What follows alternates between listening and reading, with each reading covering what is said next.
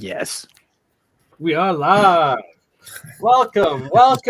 It has been in the making for a while and meant to be. We have the amazing Dr. Sam Osmanagić joining us from Bosnia, where he discovered the Bosnian pyramids. Andreas was lucky. You've already been to visit Thanks there. so much, man, for also grabbing me for this, though. I'm glad you were able to set this up. I think Julia also. Yeah, Julia is the key for this as well, right? Amazing magic was made to happen tonight. Yeah.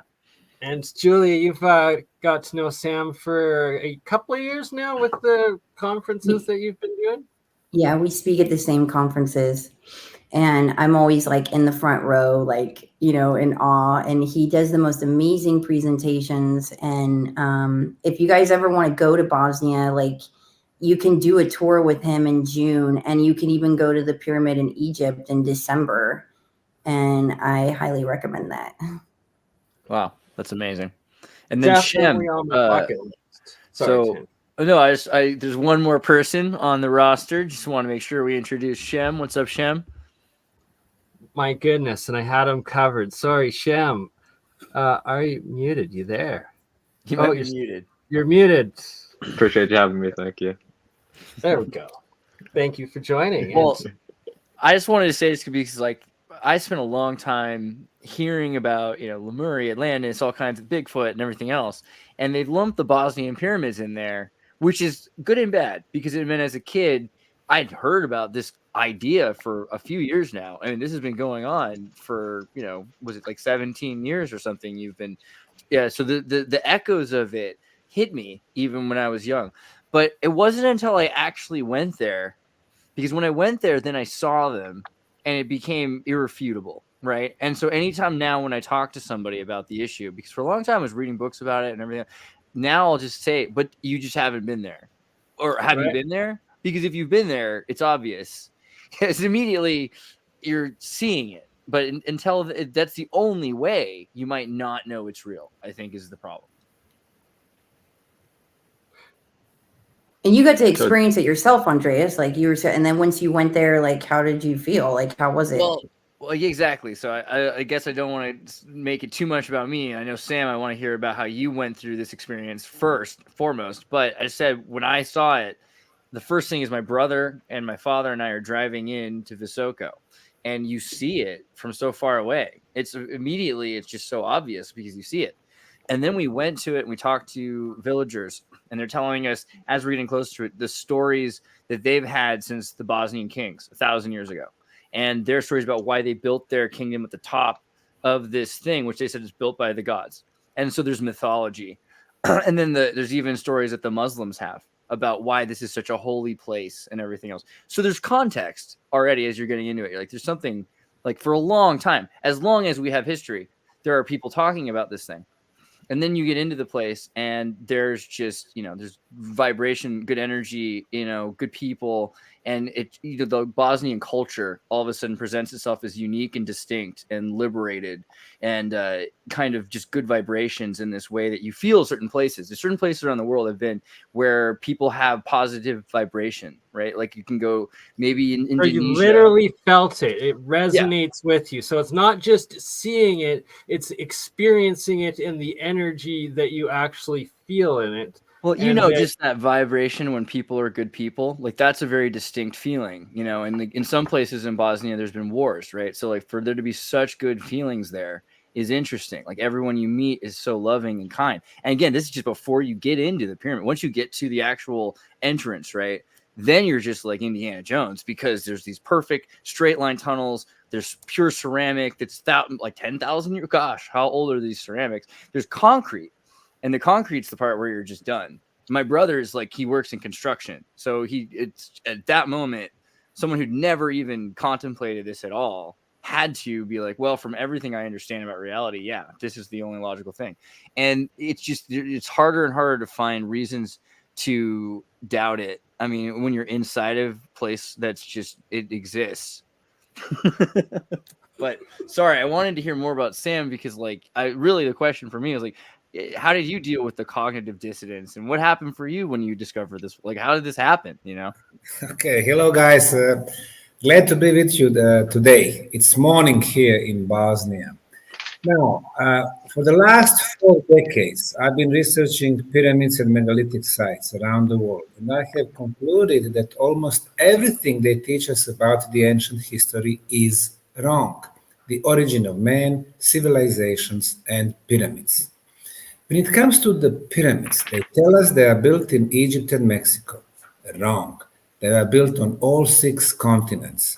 For Egyptian pyramids, they've been programming us to think that the pyramids were built as tombs for the pharaohs. Well, guess what? There are 155 pyramids in Egypt. Not 118, as the non-scientific Wikipedia claims. 155. I have investigated all of them, not a single mummy. The pharaohs were buried in the Valley of Kings, Luxor, Karnak, Thebes, Memphis, Abydos, Tandera, a long way from the pyramids. So in 21st century, we really need to answer the question, what was the true purpose of pyramids, when they were built, by who and how? Back in 2005, after I've seen most of the pyramids around the world, my PhD was about the Mayan pyramids in Mexico, Guatemala, Honduras, El Salvador, Belize. Then I've expanded research to Peru, Bolivia, China, Indonesia, Cambodia, Australia, Sudan, Canary Islands, Mauritius, Spain, Greece. These are all the countries with the pyramids. I came to my home country of Bosnia. At that time, I lived in Houston, Texas. And I saw this hill. Everybody called it a natural because it was covered by soil and vegetation. But I was looking at the geometry, 4 sides, 4 triangular faces, 4 corners, the same slope from bottom to the top. Obviously, 4-sided pyramid. I took compass, and compass showed me that those sides are perfectly aligned with the cardinal points, east, west, north, and south. And this is how the pyramids were built in China or Mexico. We think about Egypt and desert, but other countries, Guatemala, Mexico, China, Indonesia, we are in different climate belt, a lot of rain and a lot of greenery. So back in 2005, I started investigating as the individual. I got permission from the Ministry of Culture, everything we did, geological core drilling, archaeological trenches, lab analysis, anomalies, not natural. I wrote the book, published it, had a big press conference, and announced the news that the first pyramids in Europe have been discovered. In the last 18 years, it has become the most active archaeological site in the world. And this is the result that we produced. We discovered 6 pyramids, which we named the pyramids of the sun, moon, dragon, earth, love, and the 6th pyramid. We discovered 7 entrances to underground tunnels. We have the most extensive prehistorical network of tunnels, which runs for 60 miles. More than 2 miles are open for public. We have Tumulus complex. Tumulus is conical artificial hill. But this is archaeology. What's much more important is the purpose. So we've expanded the project to the interdisciplinary sciences. So we have, besides classical sciences like archaeology, Egyptology, archaeology, biology, paleontology, we have high-tech, geothermal, satellite analysis, georadar analysis. We have dating like radiocarbon, uranium, thorium, luminescence, and most importantly, we have experts in energy phenomena, physicists, electrical engineers, sound engineers, telecommunication engineers, even medical doctors. And we have concluded that the Bosnian pyramids are actually energy amplifiers. They amplify the natural sources of energy. Which ones? Below the Bosnian Pyramid of the Sun, we have huge iron ore. Iron generates electromagnetic field. The pyramid amplifies this field. How do we know? Because we have measured at the base and at the top. At the top, the signal is 50 times stronger. Under the pyramid, underground water flow, water moves, releases beneficial negative ions. The pyramid amplifies the concentration of negative ions, and we measured the highest concentrations in the world, 2 times bigger concentration than at the Niagara Falls. Then we have, yes. Sorry, question with this, just to specify for those that are unaware, because there's still like a artificially constructed like river, like running water that goes through the main pyramid that's still running today, and then there's also these like pristine, crystal clear long stretches and tunnels, kilometers I believe, of this primary water that you've also found in there. And are they like it's stacked in layers sort of thing, or like what sort of, how in depth has the LiDAR and the ground penetrating radar studies that you've done with it? Yes, okay. These are several questions. You are right about the water. Water was always extremely important for the ancients. In Egypt, River Nile. In China, Peru, Mexico, major rivers. In our case in Bosnia, 2 major rivers, River Fonica, River Bosna, a lot of underground water streams. The literal water Bosniak. moves kinetic energy. We are discovering in 5 tunnels water. It's been there for thousands of years, and crystal clear and clean water. We've analyzed, comparing to our city water. Our city water, no viruses, no bacteria, no fungi, because it's been treated by the chlorine. The chlorine is a poison. In some countries, they add fluoride. UK, Ireland, Australia, New Zealand, Canada, US, Argentina, Chile, and so on. The fluoride, until 15 years back, was exclusively poison for rats. This is what we drink. Traces of heavy metals, traces of plastic. The water from the Bosnian pyramids, it's not treated, it vibrates high. We sent to the late Dr. Masaru Emoto in Japan. He got it frozen, then filmed through the electronic microscope. It has beautiful hexagonal structure with a lot of crystal-like structure. Comparing to our water, which is deformed, no structure at all, you can see that it is happy water. It vibrates high. And via what we drink, via what we eat, we notice that the pyramid energy, which I just mentioned, affects seeds, agriculture. We did an experiment with the seeds of beans. One control group we kept at home.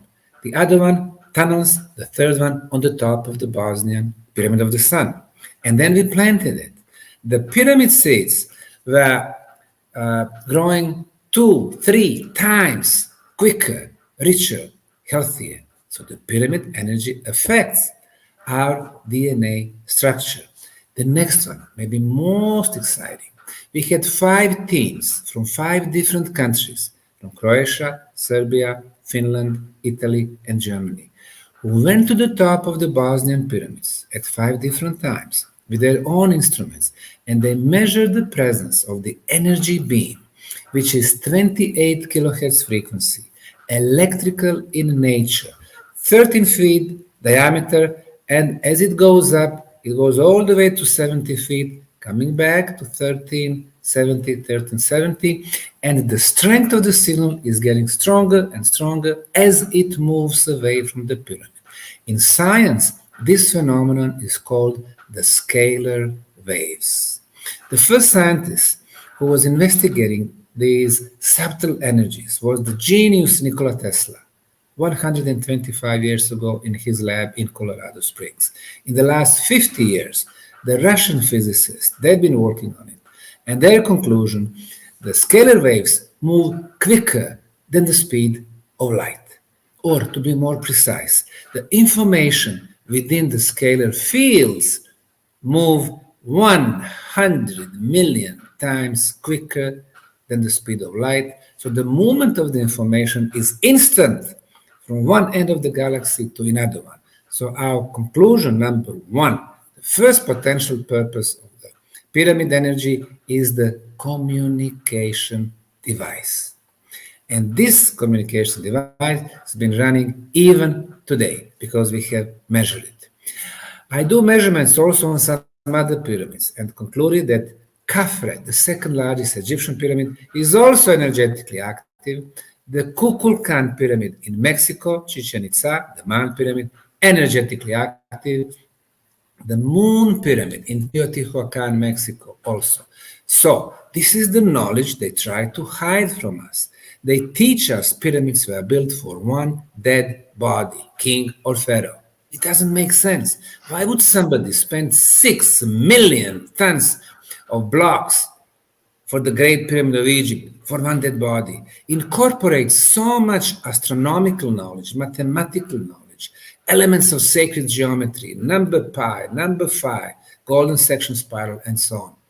Doesn't make sense. But once we realize that the pyramids are energy machines that can affect in very beneficial way the communication, the health protection, molecular structure of the water and the food, and immunity, and our bioenergy field, auric field, to bring back chakras in balance, then it does make sense. The pyramids were built to serve communities of living people and to last for thousands of years. Well, in your opinion, who built them? Now, in archaeology, we have 5 questions. The first one is who, when, how, why, what? What is this? We have pyramid complex. Who? Well, right now, we don't have a very precise answer on that. However, when we see that they were able to make the best quality concrete, which they used to cover the Bosnian Pyramid of the Sun. Why I'm saying best quality? Our concretes are in the range when it comes to hardness from 10 to 60 megapascals. 60 made in US, made in Germany. The concrete from the Bosnian pyramids, 155 megapascals. We, the civilization of 21st century, we cannot make such a good quality concrete. So they were very advanced. They knew how to get very specific frequencies, 28 kilohertz. Nikola Tesla, when he built the famous Warden Cliff Tower in the state of New York, 1900, he did a few experiments, and then he was writing in his diary, I found a way to send unlimited quantities of energies, thousands of horsepowers between 2 planets, regardless of their distance. And the frequency he was using was 28 kilohertz, exactly the same that we measure on the top of the Bosnian Pyramid of the Sun. So the builders, they knew how to get proper frequencies. The next question is how? How did they change the molecular structure of the material to make such a good quality concrete? How did they know about elements of sacred geometry? What are the elements? For example, equilateral triangle, the most powerful geometrical shape. Hexagon, consisting of 6 equilateral triangles. Number pi, 3.14, which is incorporated in Egyptian pyramids. Number phi, golden section or golden section spiral. We can see the tops of the Pyramid of the Sun and the Love and a couple of more pyramid hills. They are all sitting on the same line. When you have those elements, you got the movements of the energy. It has always been about the energy. And finally, the last question, why I started answering that question, communication, health protection, water, food, immunity, and so on. Why I keep saying health protection? We have noticed that when people go to the Bosnian pyramid tunnels, they feel good, they feel light. Deeper they go, they breathe better and better. Since there is only one entrance, which is at the same time exit, it's not logical. You would expect as you go deeper, lack of oxygen. It's not the case. People who have respiratory problems, asthma, for example, they breathe so well that after a couple of times in the tunnels, they don't need air pump, inhalers no more. People who have high blood pressure, it gets normalized. People with a high glucose in the blood, high sugar in the blood, it drops. People with the pains are gone. People with the very serious diseases, tumors, cancers, and so on. After 10 days in the tunnels, 1 hour in the morning, 1 hour in the evening, and for days like that, they can see revolutionary progress of their health. And even though we always say, hey, we are not in the healing business, we don't give the medical guarantees. However, we measure, and this is what we measured, we scientifically proved. There is a combination of 10 elements, and very quickly, the first 5, absence of all harmful radiations. Right now, we are in our homes, our studios, we are exposed to the cosmic radiations. If we accept the fact that we are planet, not the flat Earth. So, harmful radiations. In the tunnels, under the ground, no harmful radiations, no natural radioactivity, no geopathogenic radiations, no signal for the cell phone, no signal for the Wi-Fi. For the first time in our life, we enter the tunnels, no bad energy. Our body cells don't have enemies. They can start doing their job. What is their job? To fix the problems in our body, to start the regeneration process. And we measure 5 more energy phenomena. The best frequency of electromagnetic field, 28 kilohertz. That's the frequency of our planet. She is our mother. She can give us only good frequencies. Unlike us, we make up frequencies and the voltages. For example, in the US, 110 volts and 60 hertz. You touch the loose wire, it kills you. That's our technology. Number 7, the best frequency of the ultrasound, 28 kilohertz. It's all measurable, as you can see. This is the frequency of the levitation. We feel light. Number 8, 7.83 hertz. This is called original Schumann resonance. This is the resonance of our planet. When we think, if anybody do that anymore, we create brain waves at 7.83 hertz. As long as we have the same frequency like our mother, we are in balance. However, due to our bad technology, computers, laptops, cell phones, microwaves, satellite dishes, in big cities, they are so contaminated with this energy that the frequency changes. In Sarajevo, capital city of Bosnia, 12 hertz. In Munich, Germany, 15 hertz. In New York, 18 hertz. What happens? Different frequencies, disbalance, it creates stress. You need to go to the big city. Oh my gosh, the atmosphere is not so good. The frequency, the stress, this and that. You go to the village, you breathe, you love it. So in Bosnian pyramid tunnels, it's 7.83. It brings you back to the balance. And I mentioned negative ions. Negative ions clear the atmosphere from dust, from pollen, from smog, from microbes, viruses, bacteria, fungi. You go inside, they clean your body from outside and from inside. Did I say viruses? Of course I did. If coronavirus was a virus, it protects us from corona. You know, in our homes right now, we have 20, 30, or 50 negative ions per cubic centimeter. You go outside, a little bit fresher, 100. You go to the top of the mountains, pine trees, 1,000. You go to Bosnian pyramid tunnels, and you heard that, between 20 to 50,000 negative ions. And during the winter, with less people, 220,000. Niagara Falls, 100,000. So, when you combine all these elements, the Bosnian pyramid tunnels are the safest and the healthiest place on the planet, and that's why we have this healing effect. And if we get lucky, even rejuvenation. How often are you able to go inside of them? Well, 15 years back, I came back to Bosnia from Houston. I moved to Sarajevo first. A couple of years back, when I sold my business in Houston, I built my house here. Applying elements of sacred geometry, it's just 100 meters, 330 feet from the tunnels. So how often? I go 3-4 times a week. Plus my employees, they work in the tunnels, Ravne 1, Ravne 2, 3, 4, 5, 6, 7. So I go to different tunnels, I go to the pyramids, so I combine those energies. And when it comes to the drink, I drink only the pyramid water, and I drink, since I have the fruit trees here, which I never spray with pesticides and so on, organic, 40 years old, this is the only drink I have.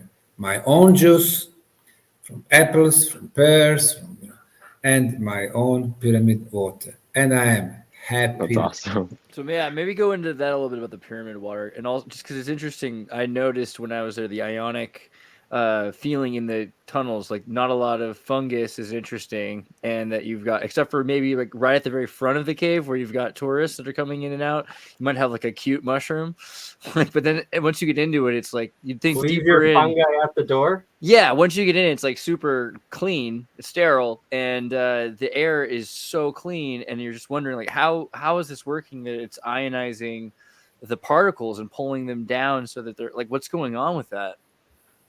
Exactly that. What are the negative ions? There's some extra electrons in atoms or molecules, and they are free in the air, negatively charged. When there is a dust, they connect with the dust, they become heavy, drop to the floor. They connect with the smog, drop to the floor. So they clean the atmosphere from everything. Wow. That's why you can breathe so well. That's why the people with asthma, they start breathing really deep and really well. Okay, and then also really quickly, do you think with the cleaning of the water, because you've got pyramid water and it seems so great, and you've got Giza by the Nile, and you've got like Teotihuacans by like the Montezuma, like all these rivers, do you think that the pyramids are to put out like frequency cleaned water, like to spread it? Is that kind of the goal, you think, with these things? Or pyramids always multi-layer purposes. Water, extremely important. Energy beams, extremely important. Health protection, extremely important. Food, agriculture, immunity. And when it comes to immunity, the last 3-4 years, they were telling us the vaccine is the key word. It's not. Being vaccinated or non-vaccinated, everybody's going to get the viruses and they're going to get sick. And then the question is of our immunity. You go to the tunnels, your immunity rises up. So as you can see, really the pyramid energy affects the major functions in our life. And that's the reason why they wanted to hide for us. The pyramid energy is clean, unlimited. And once you build the pyramid complex, it is free. They work forever. And the running water is important because the whole process with this kinetic energy starts. We have water under the pyramid tunnels moving towards the pyramid. You have the energies in the tunnels moving towards the pyramid, most probably feeding the pyramid with the energy. It's active energy machines.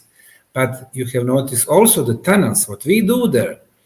There are two civilizations. First, who built this network, and the second one, who closed all the tunnels. They fill the tunnels with the filler material. So what we do, we are removing the filler material.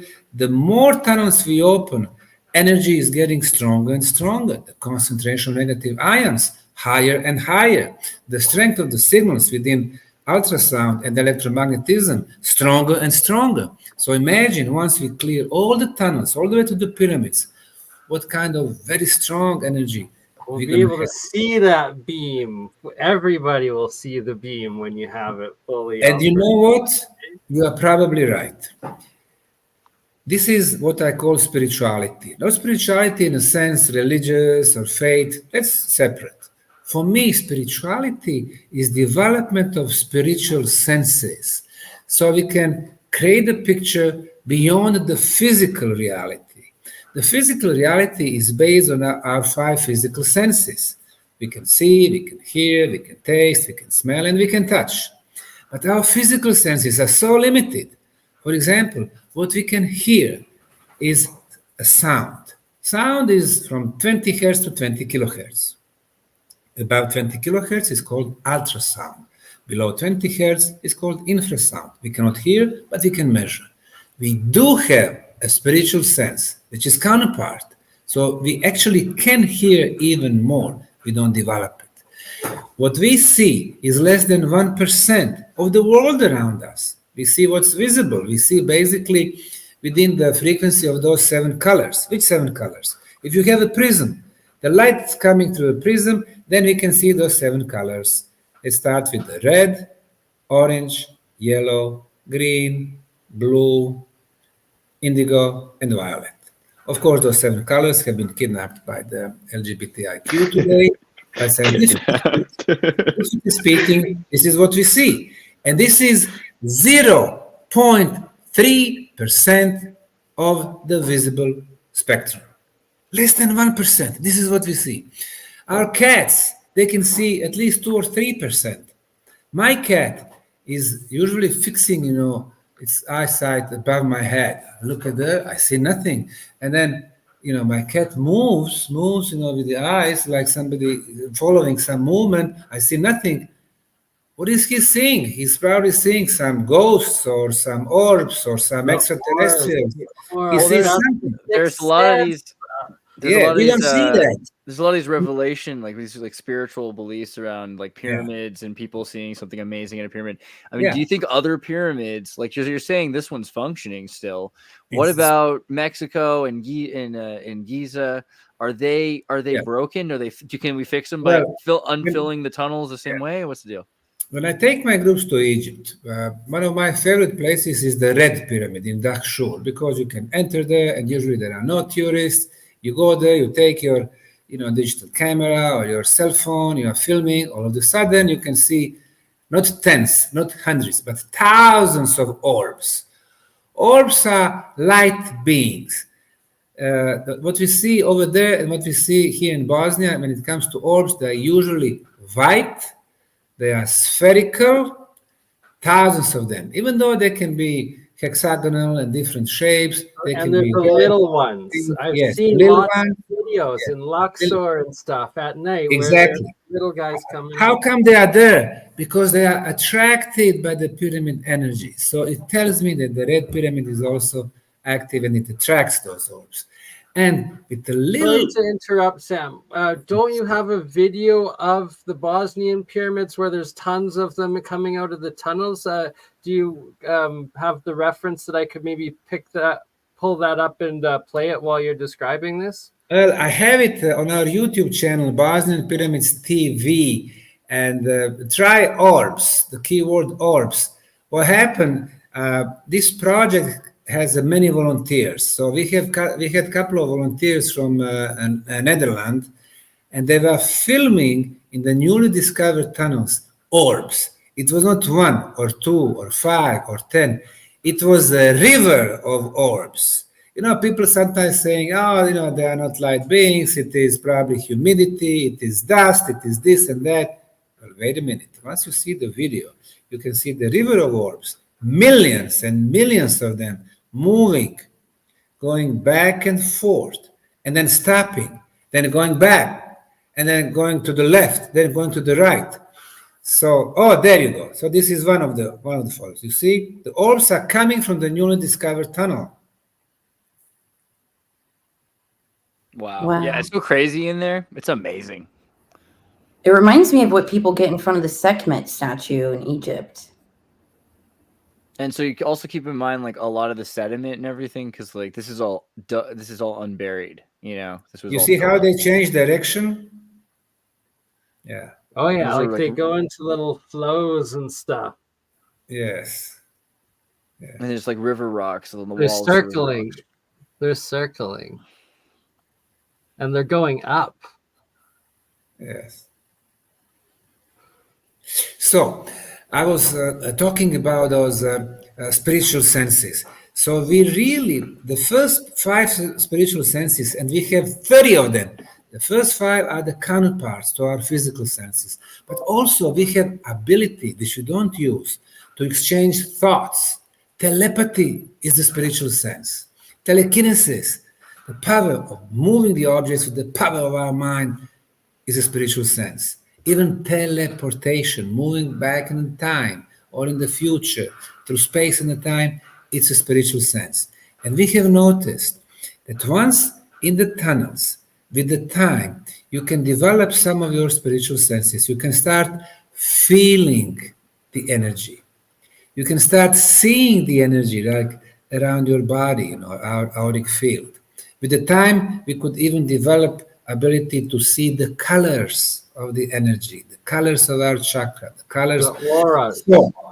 So these are the spiritual senses, and it seems that pyramids, when they were really active and strong, they would enable people, or at least those beings who build them, to develop, such type of senses. So I would say the pyramid energy was so beneficial and so powerful. They were field schools. So imagine that we apply the pyramid energy in our life today. Our friends from India, late Dr. Brahmarshi Patriji, he built 400 pyramids, modern pyramids, in central and southern India, from the Bangalore all the way to the Indian Ocean. In Russia, our friends Valery Uvarov has been building pyramids in Moscow, St. Petersburg, and then in Siberia, in Tomsk. I was the first foreigner to visit this complex in Tomsk. 33 pyramids. They built it there. They affected the climate. It's Siberia. It has always been cold.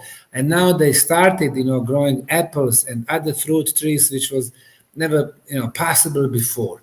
It's becoming the mild climate. So the pyramid energy is one of the ways out from what we have now. And this is, we call it energy crisis, but it's not about the crisis, whether you have enough or not. It's about the source of the energy, coal, oil, gas, nuclear. It contaminates, it's limited, it's very expensive, and it is in the hands of very few elites who then, through media, corporate world, politics, try to control our lives. So that's the thing I was thinking about, because you look at some of the elite who drink mineral waters, because again, your water thing, I want to get back to the holy water from the pyramids. I think it's interesting. Memory water, primordial waters. And, how is it you're thinking this water is healthy? What's it doing that's so different, that's structuring it, that's making it Structured healthy? water. Yeah, but how is a structured pyramid structure water, and then how are you able to bring that elsewhere and give it to someone? Because it seems like that's what the Bogomils went to the Kievan Rus. They were using that pyramid to make holy water, apparently. So it must be a thing. Why is the structure of the water so important? I mentioned our water, which has basically so much poisons, heavy metals, plastic, fluoride, and chlorine. So when you look at the molecular structure, it does not have any structure, completely deformed. So it's a low vibration. You drink it, it can maybe help you with your thirst, but actually it does not feed your cells. We did experiment using city water and the pyramid water. And the group of 10 Slovenians in Ljubljana, they were drinking, different types of water. We did not tell them which water they're going to be drinking. And then we were checking them through one instrument called GDV. We were checking the energy aspect of this water. People who are drinking city water, it would simply go through their bodies. But the pyramid water, it feeds your cells. And like I said, the vibrations, the pyramid water, highly vibrated water, it makes you vibrate high. And we know when we are, jealous, when we are violent, we vibrate very low. And the opposite, when we have love for the whole world, we vibrate very high. During Corona, people were at home within 4 concrete walls, looking at the magical box, filling their heads with how many tested, how many sick, how many dead. So we are what we think. We are what we eat, we are what we drink, we are where we go. We stay at home or we go out to the park, to the mountains. We have, very bright thoughts. Everything is about the vibration in our life. When we vibrate high, we are satisfied, we are filled, we are happy, we have love. And what is the purpose of our life? Is it to collect material stuff and we'll never be fully satisfied and happy, or to share, to love, to respect, to socialize. So I think it has a much, much deeper meaning what we drink and, of course, what we eat. I was going to say, I brought my father, and for like 10 days, we were in Visoko and drinking water, and showering and bathing in Visoko water, like from the mountain. And I feel amazing. And my father, he's doing better, I think, simply because of the water. So I'm thinking about going back just for the water. I also have one other question, which is like, if you go to Visoko, if you guys go to Bosnia and you go around there, you'll see there's a lot of crazy, awesome, mystical, magical stuff. There's the whirling dervish. There's there's Madrigora where the kids saw the angel Mary. There's a lot of apparitions and magical things. So I wonder, do you think that, you were talking about the pyramid as a contact point between consciousness or other worlds or something like that? What do you believe about that? I mean, in that place in general, having so much of those kinds of visitations. I mentioned energy beam. We were thinking, where does this beam go? Is it directed to some particular star system? Well, this is what we measured. In the morning, the energy beam is moved a little bit to the east, and the sun rises on the east. Imagine driving up to that and not knowing it was a pyramid. You know what I mean? Yes. At the noontime, it's moved to the south. And exactly at the noontime, our sun is located south. In the afternoon, southwest. In the evening, west. It means that the energy beam follows the path of our sun. Does it mean that our planet is communicating with the sun? It's possible. Using the sun as the cosmic gate and then communicate with other star systems, it is possible. And with other galaxies, it's also possible. But then the pyramids do emit the energy, but at the same time, the pyramids are antennas. They receive the energy. So we have two-way information flow, the communication. So if our planet is point A, it has to be point B and point C and point D. So we are coming to something that I name the cosmic internet. Obviously, it was not done by the primitive Paleolithic people. It was done by more advanced civilization. It's interesting looking at the laser internet systems that Google's building. They're like, let's just see if we can send data in light directly, unilaterally towards some other transceiver. But not light, though. It's scalar technology, scalar energy, like Sam was stating, and that's exponentially faster than light travel. It's quantum. It essentially quantum entangled. Yeah. The scalar energy is going through the space without losing any energy. When we send something due to the resistance, it loses the energy. Scalar does not. And secondly, when scalar energy goes through the cosmic bodies, it does not lose the energy also. That's why it is so important for the cosmic communication. And like I said, the speed is so big. It's almost like the speed of our thoughts. When you send the light around our planet, theoretically, in 1 second, it would make 7.5 circles. So this speed of light for our planet is plenty. It's more than enough. But when you send it to the sun, it takes 8 minutes. When you send it to the northern star, bright northern star, it takes 700 years for the light to travel to northern star. When you send it to the center of the galaxy Milky Way, 30,000 years.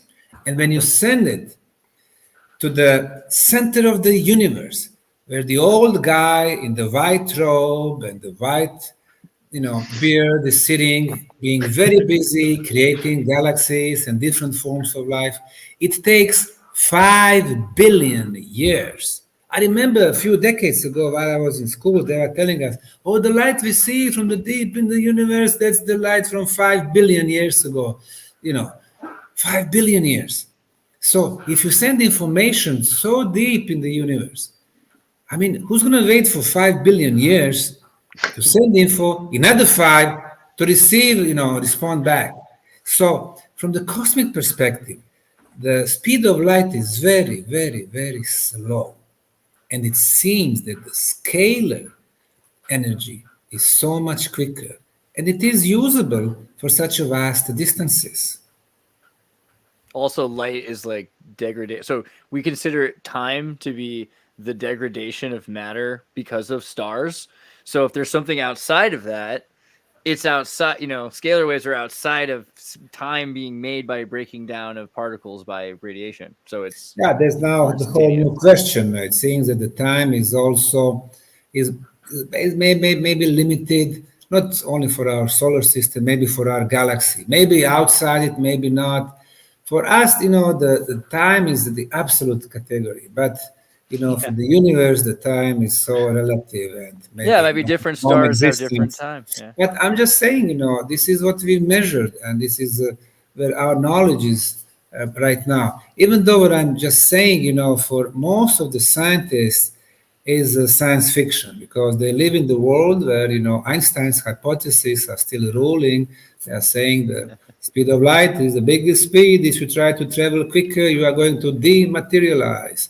They live in the world in which Egyptian pyramids. That is true, but it's only true to the third dimension. They're not able to think outside of the box, aka the fourth dimension, and higher up, all the way into the multiverse. And Russell Targ took light and slowed it down and sped it up. Like light can travel at different speeds for the atheist scientists that are still antiquated out there. Just so they know, yeah.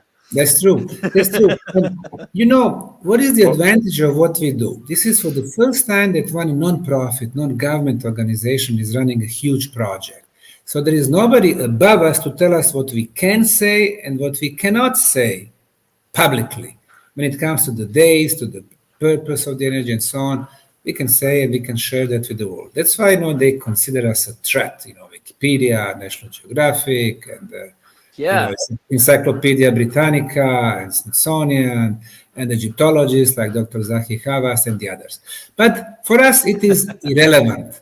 We're not mentioning names here, Yeah. What is relevant? Yes, it is the real truth. Obviously, we had in the past very advanced civilization. But not only that we are getting to the truth about the purpose of the energy, we actually apply that energy in the real life. If we have hundreds upon hundreds of healing testimonials, it means it did help to the people. And that's a very important thing. We can see so many people telling us about their spiritual experiences, telling us, hey, we are not only physical, but we are spiritual beings. It helps me to be more satisfied. So it is very important. And then you saw that at our beautiful park, 10 years ago, I spent all my US savings. I purchased 100,000 square meters, more than 1 million square feet of the muddy, swampy land with the garbage everywhere. We cleaned and cleared everything.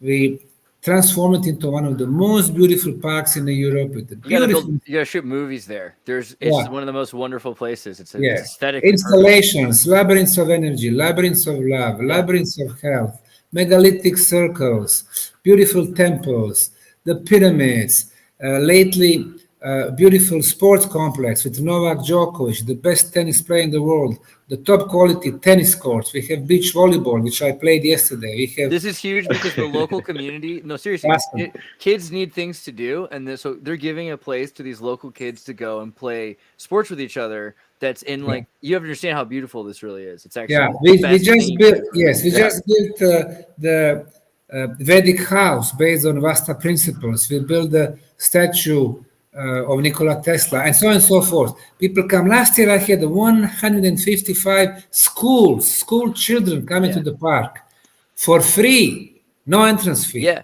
Parking for free. Toilets, basically in the park, they are for free. All the installations are for free. Then we organize festivals and concerts. They're all for free. I pay the artist, but I let people enter for free. He's kidding about how bad the toilets are. The toilets are actually really nice too. They're better than American toilets. Like they really care. Like, Very high standard in everything. they have high standards. They really Yeah. do. It's pretty So impressive. what we have there, it's really it's a cultural oasis and sport oasis, an oasis of the true history, and it's serenity, the positive energy. People love it. No discrimination. Coming people, from all over the world, we don't care about their religions, or races, or nationalities, or they come there, they are all with a smile, they love to come to the place, they come time after time, bringing their friends. In 2018, I had 40,000 visitors without a penny from the government. 2019, 50,000. 2020, 76,000. 2021, 136,000. 2022, 155,000. This year, we expect 200,000. Wow. Next year, maybe 250,000, then half, then million. So it's becoming so important place. But for the people who vibrate with this energy, not everyone will come. I know there are, haters out there. There are skeptics. They say there is nothing. That's okay. People make their choices. But those who come, they're gonna have benefits. So also, I mean, you like you kind of mentioned, there's a lot of people out there, and you had to play it safe. For years, you had to do the same thing as Graham Hancock and be like, well, let's just talk about the facts, right? But they kind of just have ignored and closed their ears and eyes, and literally got people and paid them to refute themselves, right? You get witnesses to come there, and then they go to Egypt. Back from like Egyptologists will go to Bosnia, see the pyramid, say, okay, this is a pyramid. Then they'll come home and then they'll lose their tenured professorship unless they refute it. So what's been going on? Why do you think it is that there's such a push to hide even just the most like reasonable, practical look? This is a freaking pyramid. Let's just relax. Even beyond that, like why can't they handle just the simplest aspects of this? Why have to refute? Yes, really. What is their motivation? I mean, you go to Mexico or Guatemala. They have 100,000 pyramids, 97% of them still covered by the forest. And nobody disputes that. I mean, they're looking for the pile of, soil. They say, oh, this is a pyramid. You come to Bosnia, also covered by soil and vegetation. This is a pyramid, which is so obvious for sides and, triangle faces. No, it is natural. It is Right. it's impossible to have pyramids in Bosnia. It's the fact that now there's Göbekli Tepe, and they're also covered up with this same pebble-like material at the same 11,500 years ago, right? That's the correct dating of the time that you got with like the plant material and stuff in the substrate that you've removed from concrete. All of these tunnels so far. Concrete and ceramic. Now, Göbekli Tepe, I went there several times. I did my documentary, and I was taking groups over there. When I talked to late Dr. Klaus Schmidt, who discovered Göbekli Tepe, he told me probably the age is more than that, 15 to 18,000. What you can read on many sources, 11,600. However, Dr. Schmidt did 4 radiocarbon dating. They showed him 10,000 BC. 10,000 BC, that's 12,000 before present. But when you do radiocarbon dating, you need to calibrate it. You add about 14%. So the true age is 13,600. However, the mainstream science does not want to go over 12,000 years. This is for them Paleolithic. Nothing was happening there. But guess what? There can't be anything that ties into what would validate Plato's Atlantis and the Younger Dryas catastrophe event. No. Yes, you are exactly right. So we go 15 or 18,000 years. Now, Dr. Schmidt uncovered 3 megalithic circles. So those megaliths are in the shape of letter T. They are from very hard limestone. So around everything is limestone, but somebody found the hardest about 2 kilometers away. Today they use this limestone to build the highways. So you get there. 3 of them were uncovered. When he died, the Turkish government took over 3 more, so 6. But Dr. Schmidt told me there are probably 100 megalithic circles. So imagine 100 Stonehenge megalithic circles at one place. What they teach us in school says that only when the agricultural societies developed 5,000-6,000 years back, they had some extra food, they had some extra profits, so they were able to build megalithic monuments. Well, this is more than 12,000 years. No agricultural societies, just nomadic tribes, according to the mainstream science. How is that possible? And then not a single residential house was discovered around those megaliths.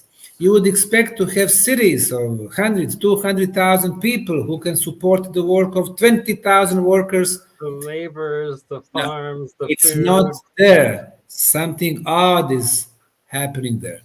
Now, I was the only scientist who actually did energy measurements at the site. I measure electromagnetic field, electrical field, ultrasound, level of organ energy, and so on. What is organ? Organ or life or prana or chi energy. There is a special instrument to measure it. It's called experimental life energy meter. I found out that the values for organ energies were extremely high. Now, to give you an idea, a specific wavelength for me quickly that I can pass on to some of my science guys, if you don't mind. Experimental life energy meter made by Heliognosis from the US. Experimental life energy meter, Heliognosis. So it works on the scale from 0 to 100. For example, our cities, 10% life energy. Contaminated. You go to the villages, 20, 25%. People are from 50% to 100%. And Göbekli Tepe had 55% energy level. The stones were alive, meaning this site is also energetically active and alive. So I was the first one, doing the measurements over there. Even the Dr. Klaus Schmidt, he was an archaeologist. They are looking for the ceramics and the primitive tools. They try to explain Göbekli Tepe or pyramids with primitive tools. You cannot do that.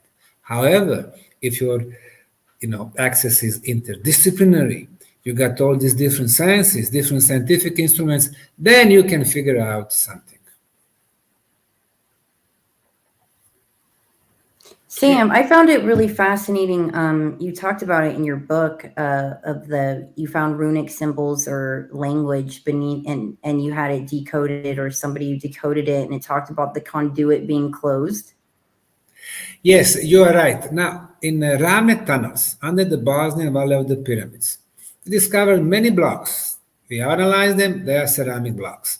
On one of those big blocks, they are multi-ton blocks. On one of them, we found carvings of some type of symbols. It was like a combination of the symbols and the letters.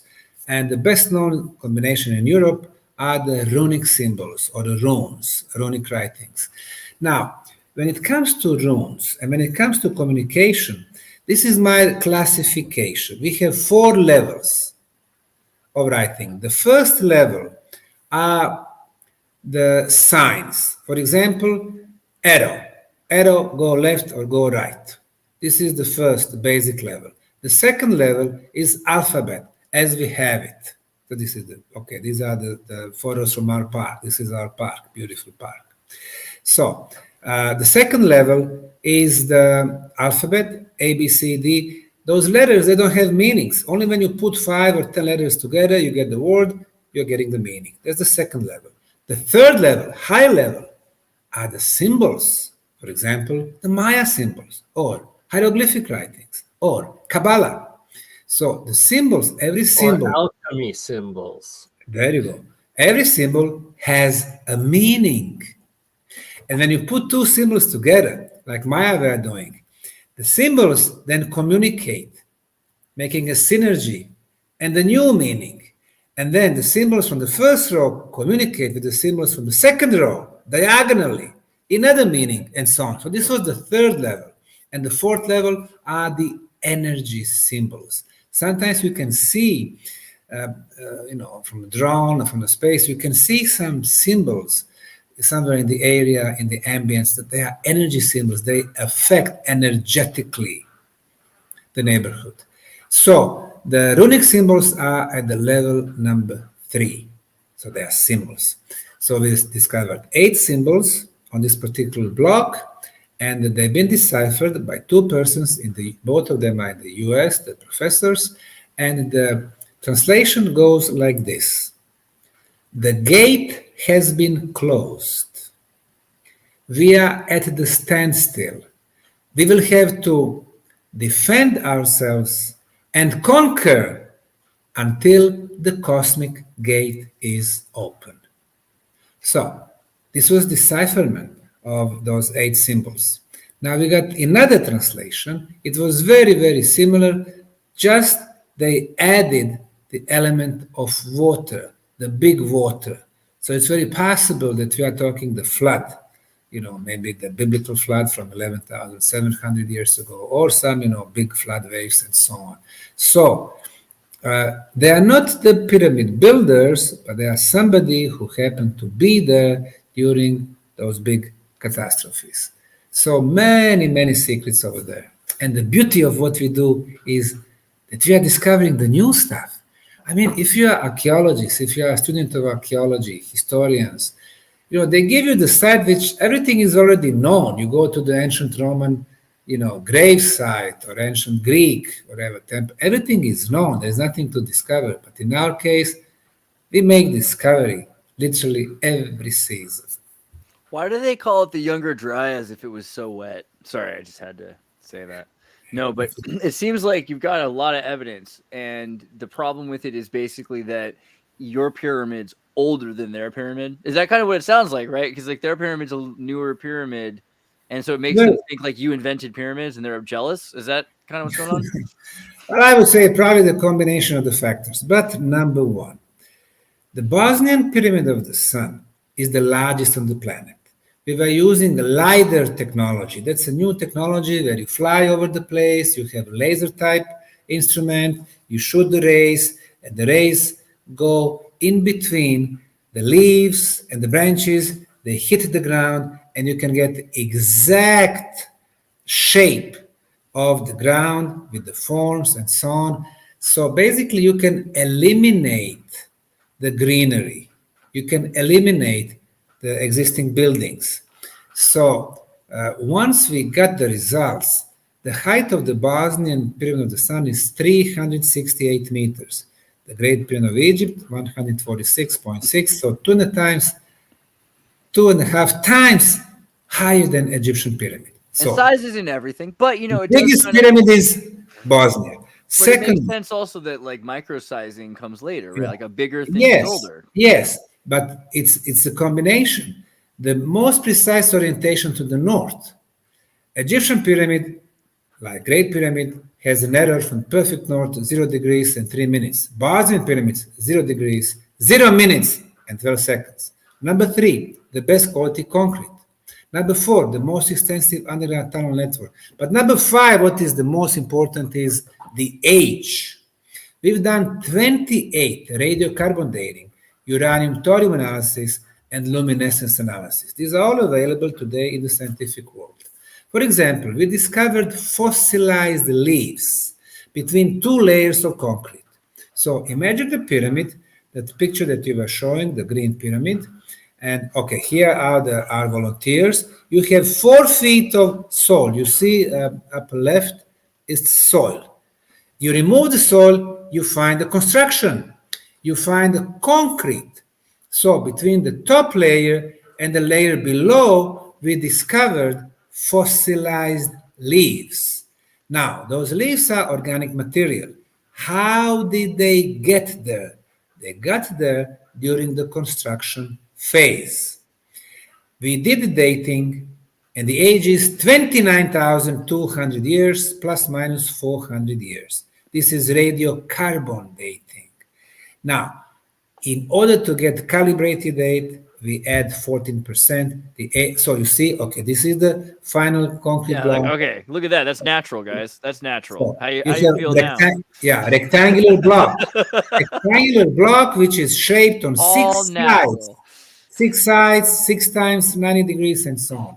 So Disneyland is natural. Someday someone's going to be at Mount Rushmore and be like, God made this, So we go back for 33,600 years. So this is the answer to your question. According to the mainstream archaeology and history, we are no older than 6,000 years when it comes to the advanced societies. And now because of Bosnia, we go back 33,000 years. And that's not really the end of the story.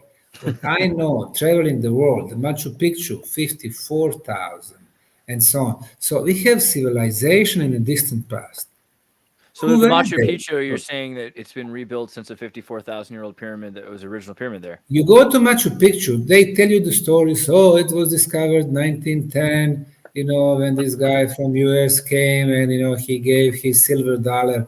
I mean, this is irrelevant. You look at the place, you can see 4 distinctive civilizations, 4 distinctive construction styles. And the first one was the most advanced because they were using blocks of 250 tons, the first layer. And physical chemical analysis are telling us that those blocks are not from the area, not from Machu Picchu. Machu Picchu, by the way, means old mountain. It is from Bolivia, 160 miles away. So somebody brought 250-ton block from Bolivia. Hold on, though, Sam. I got to interrupt on that. I'm not sure if you're aware of Dr. Bob Greenyer's work on the geopolymer, and that most likely these blocks are all geopolymer, and that when a site like where the Machu Picchu for the blocks from Bolivia, it's that they would have ground the material down. That's why you see like these scoops, they were grinding it into powder that then they, take in bags like cement, which it's just a more advanced cement. And then they have the lime reaction, which is a chemical reaction, which then actually bonds into crystal, atomically structured, as opposed to just a sedimentary form of our weak concrete, this exponentially stronger geopolymer fix. That's why they're lasting tens of and they have thousands. that's what they have. They have geopolymer in Bosnia. Now, the first scientist who was actually established the science of geopolymerization is Dr. Joseph Davidovich from France. And he was the first one to come forward with the idea that Egyptian pyramids were used with the geopolymer blocks. All the Egyptologists attacked him, but then when he established his Institute for Geopolymers near Paris, he experimentally proved that using the same elements like Egyptian blocks, that he got the same blocks and that he could build a small pyramid there with those blocks. He also came with the idea that some of the blocks from the pre-Inca civilizations were also due to the geopolymerization process. But then he was saying that they used chemicals to melt the natural stone to add the additives. Once it gets hard, you got very hard blocks. It was much easier to manipulate with them and then to place them one next to each other without any empty hollow space between them. And that's the reason why they look so perfectly. I'm not disregarding that. I'm just saying that the physical chemical analysis of those blocks at Machu Picchu are showing that the same type material closest is in Bolivia. And they're 250 tons. The second civilization were using blocks which were tens of tons in weight. The first one, when they were making those blocks or shaping them or making them, they are polygonal, meaning they have more than 4 sides, more than 4 corners, 6, 8, even more. The most corners are at the Cusco, in those walls over there, 26 different sides, 26 corners. Imagine, it's like a very complicated puzzle. How do you put not only first row, but third and fourth row with so many corners? How do you put it together? Today, we would be probably using 5 or 10 cranes to try to kind of, put them together. Or if they were made during the geopolymerization process, it would be much easier. You pour them and you have pieces of wood or something in between. Then you remove the wood or you remove some type of very thin material. And then you are getting such a perfect connection. Molds, right? Exactly. And that's why they're earthquake proof. and this polygonal cement. That's why Exactly. none of Yes. them are Yes. parallel or the same. Everyone is different, and exactly for that purpose. Very important feature that you just mentioned, earthquake proof. When the Spaniards came in the 16th century, they basically demolished, they destroyed most of the pre-Incan structures, and they were building their palaces and churches and cathedrals. When there was a catastrophic earthquake in 1950s in Peru, it destroyed all the European construction, exposing pre-Inca structures over there, and they were intact. When you build structure with different size blocks, you don't have two blocks the same size. Sometimes very small, in between 5 or 6 much bigger ones. You are right. During the earthquake, it does not collapse, but it locked better together. So we can see all kind of miracles over there. And I was talking about the Machu Picchu, the second civilization, tens of tons. The third one, they were using uniform blocks between 500 kilos and 2 tons.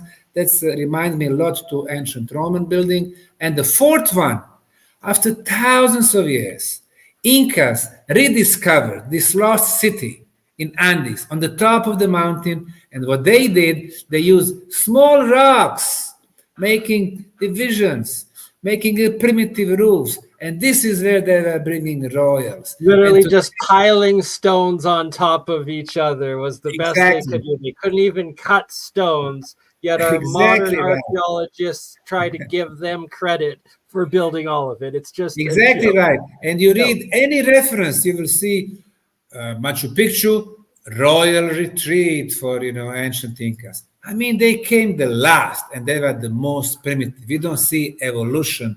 On the contrary, we see devolution. So those tens of thousands of years ago, they were the most advanced. Instead of what they teach us, that we are the most intelligent and the most beautiful, well, we are not. How accurate is carbon dating? I've heard some studies say that they're going to be 1,000 to 2,000 years of discrepancy between certain results. Today you can radiocarbon date up to 54,000 years. But deeper you go, the error is bigger and bigger. The error can be 10%, even 20%. But in the case of Bosnian pyramids, if it is 30,000 years, if you are 10% off, really, 27,000 or 33,000, it does not mean a lot. It is extremely old. I agree with that, but you're claiming they're more recent than that. For example, like there was a study done in 1971 where seals that were immediately killed at that point in time, they were like 46. They radiocarbon dated them right when they killed them, and it said they're 46,000 years old or something like that. Maybe my number's a little bit off, but it's something ridiculous like that. So I agree. It's always important if your samples are not contaminated, how you treat them and stuff like that. But listen, this is the state of our science. Right now we have those 3 methods, and we use all 3 of them. Radiocarbon, we've done the most, but then uranium-thorium analysis, that one is much more precise. We've done analysis in the Bosnian pyramid tunnels of the stalagmites.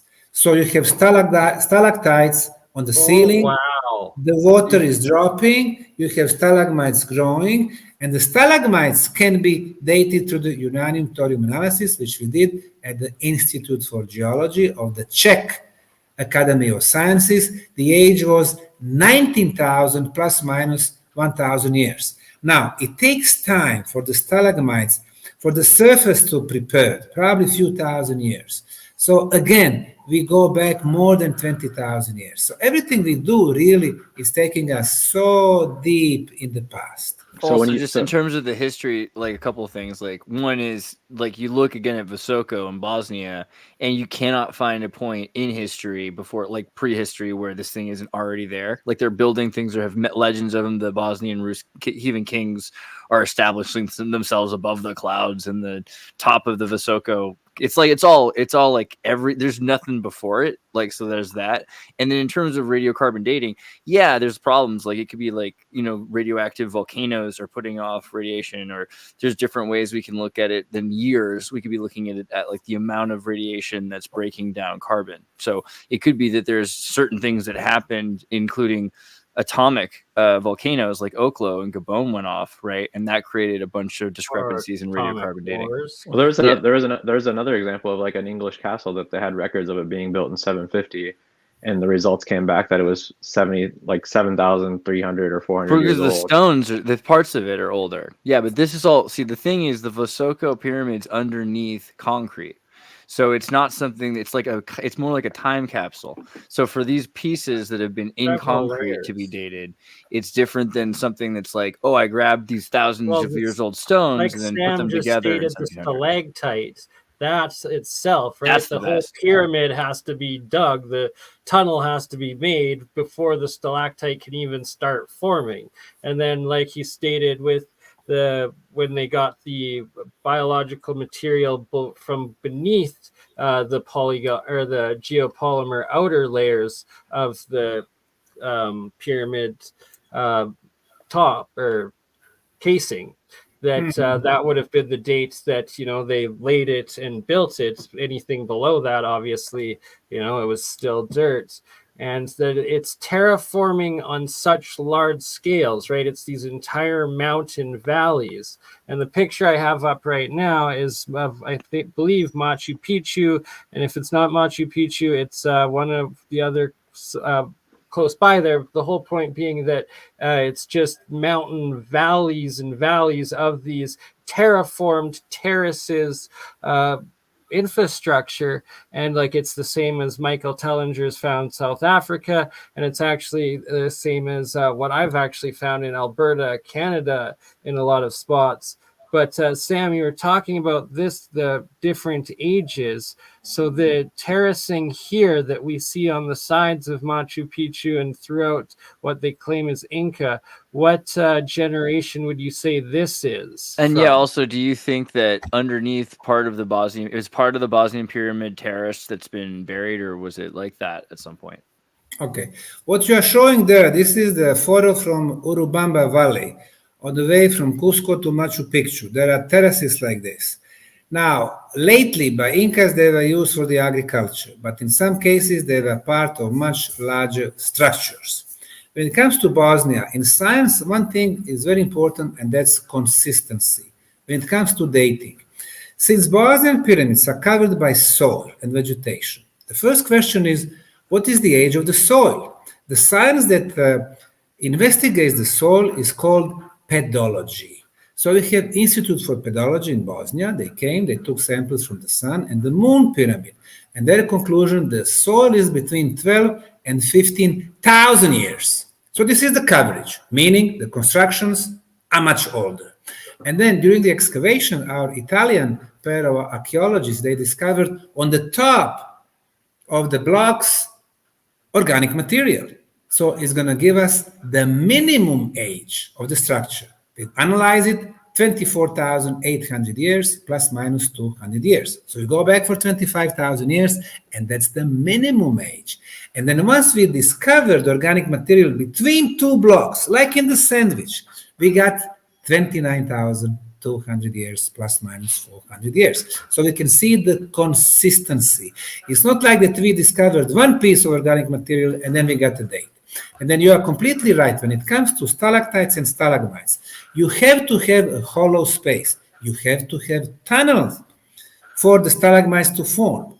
You have to have a hollow. So the water was dropping, stalagmites was growing. The tunnels was already there for more than 20,000 years. That's the age of the stalagmites. So the tunnel is obviously much older. So right now we have 28 datings so far. We also dated stalagmites not only with uranium-thorium, but also with the radiocarbon date. In other stalagmites, it was 26,200 years. So you see how everything is basically in that era of close to 30,000 years.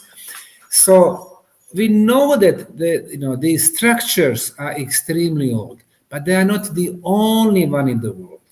It's a shame that when the mainstream archaeologists are working on some projects, let's say the Maya civilization, we had this woman from New York, she was professor at the university, and they were doing research in Belize. They discovered organic material. They discovered artificially made seeds. Somebody was playing with the seeds in the agriculture.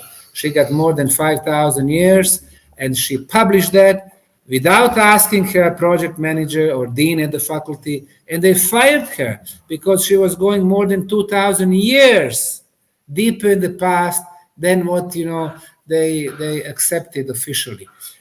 Like I said, we have so many interesting sites around the world, and they are much deeper in the past than what they teach us, and it's a shame they don't share that with the public. They want to keep us limited to 5,000-6,000 years, saying, "Oh, we are still at the infant phase. We are babies, and we need, someone who's going to lead us, elites, and so on."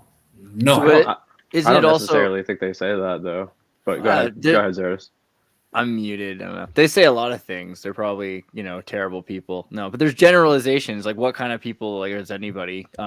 My question is more like, if you think about 30,000 years ago, from what we're saying 30,000 years ago was like, kind of, we know that there were more hominids. There are different kinds of humans wandering around. There's Neanderthal, and yeah, so the Denisovans. So it makes you kind of, on Heidelbergensis, it makes you kind of wonder, like, if, are we talking about different kinds of humans, different kinds of hominids that are building this, maybe, or something? Are we talking about the new science called anthropological genetics follow the movement of the people around the world?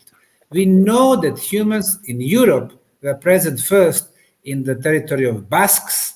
Basques are Spain and the southern France for 55,000 years, and the second oldest oasis in Europe are the Balkan region, and Bosnia is in the central Balkan for 38,000 years. So if the pyramids in Bosnia were built 33,000 years, there is a possibility that it was built by humans, but not by the primitive Paleolithic man. He did not have means, transportation methods, or tools, or the ideas or designs to do that. Now, when we think, is it possible that at one time, in a short period of time, people were having access to very advanced information? Well, theoretically, it is possible. I mean, look what we did, our civilization. In the 19th century, we were almost in the Middle Age technology, and in 150 years, we went to the cosmic voyages. So it is possible that in one very short period of time, humans advanced so much. Maybe it happened before, maybe it did not. Now, your question, who? Now, is it possible that some very powerful, intelligent forces for some other dimensions around us were able to materialize stuff to build the pyramids? I would say it is possible. Number three, is it possible that somebody from outside of this planet, maybe hominid looking, but not Homo sapiens, they came, they built the network of the pyramids around our galaxy? It is possible. But right now, we don't have a proof for that. Number four, is it possible that some other intelligent beings, but off this planet, they've been around for millions of years, they built it, and they maybe lived in, let's say, hollow Earth, if it is hollow? Probably that's possible also. In 1950s and 1960s, the US patented the technology to build the underground tunnels under the US. And really, this technology is such that there is a machine going through the earth, going through the stones, 2,000 degrees temperature. It's melting the stone. It is like powered glass-like structures building. And it seems that in two different situations, they discovered huge caves with the beings hanging from the ceiling like bats, but they were not bats. They were more like reptoid-like. And they said they've been in hibernated states for millions of years, meaning that we are not the first one on our home planet. So I'm scientist, open-minded, but still scientist. I need proof who really built it right now. I don't have it for Bosnian or Chinese or all these Egyptian pyramids, or all these Mexican. So all the options are at the table right now. So yeah, judging by some of those theories, though, master builder race. You put some of those. You've got an open mind. You got those theories ahead of Neanderthal, though. You don't think it's like that Neanderthal were more advanced? Well, so Neanderthal would probably be like the fourth or like the third, like the giant. We don't know. We have no idea what Neanderthal were like. Well- we have like after volcanoes, we think Neanderthal had no culture, basically, right? That's ridiculous because they have these amazing refined skills of making flints that probably come from some greater culture. We don't know. I mean, the idea that they made concrete the descendants of the Neanderthal are often like there are people in these regions like that in Malta and in the Balkans that love to make concrete, and they have like religious secrets about it. Neanderthals were a little bit bigger than us. Their brain capacity was even bigger than ours. However, Neanderthals who disappeared 25,000 years back, it seems that for me they were on the top of the animal pyramid, on the top. But then all of a sudden, 400,000 years ago, Homo sapiens sapien appeared, which was totally new kind of species, intelligent, artistic. From the bottom of Two God. pair of chromosomes less. And biologically looking, Neanderthals were perfectly fit for this planet. They were perfectly adjusted. Only the strongest survived. The species. So meaning the strongest survived, meaning not the sick Neanderthals were, reproducing, but only the strongest one, without any genetical problems. And then all of a sudden, you have a species, Homo sapiens, who come there with 5,000 genetical flaws. How is it possible? Neanderthals, chimpanzee, gorillas had 2 or 3 because they were perfectly adjusted for this planet. And then you have Homo sapiens, intelligent, much more intelligent, with all these flaws. It seems that there was a genetical engineering done at a certain point in time, but they combined the species, the most advanced, probably Neanderthals, with their own genetic materials, which was not adjusted to this planet. And that's why we have those 5,000 flaws. In the real life, meaning we have 5,000 possibilities to get cancer in this life, TBC, all kinds of diseases. And that's the price we have to pay. Now, who is they? The next question is, of course, who and why did they create us? And it seems that somebody mentioned our friend Michael Tellinger, and it seems that it had something to do with the gold mines in South Africa. They were coming, picking up the gold mines, because really the traces of those gold mines, being old tens of thousands, if not hundreds of thousands of years, are found there. And most probably our first role was to be slaves to our creators and to dig gold for them. Does that explain something? Yes. In some historical sources where you have multiple versions of humanity, is that kind of what you're talking about? Is that they've experimented multiple times of what works the best, of like their perfect cattle? Are you saying like we're like some sort of like cattle for them, or livestock, or? Well, again, let's go back to the science. Now, the only sources that describe anthropology, and so it's like Neanderthal would potentially or essentially most likely be Sasquatch, and that the elongated skulls were like the Homo capensis, the demigods that genetically edited us with some of their material, and then the so the Devonian would have been the demigods. I guess it would be Neanderthal genetically would be the elongated skulls, and then we're that's supposed to be Homo capensis. Wait, right? Because it's like there's one. Yeah. So, but the idea that Bigfoot is Sasquatch is another hominid. It's important. It's relevant. But Sam, what were you about to say? Okay, this is where again I'd like to go back to science. You asked about those different experiments. Now, in the clay tablets discovered in Mesopotamia, Sumerian clay tablets, there are 20,000 of them. Most of them were in West Berlin, while Germany was divided. And some people were trying to decipher them. So in the book, we can see that they were talking about different experiments to create the humans. That's one thing. We can see the staff with the 2 snakes as the double helix. Yeah. Yes.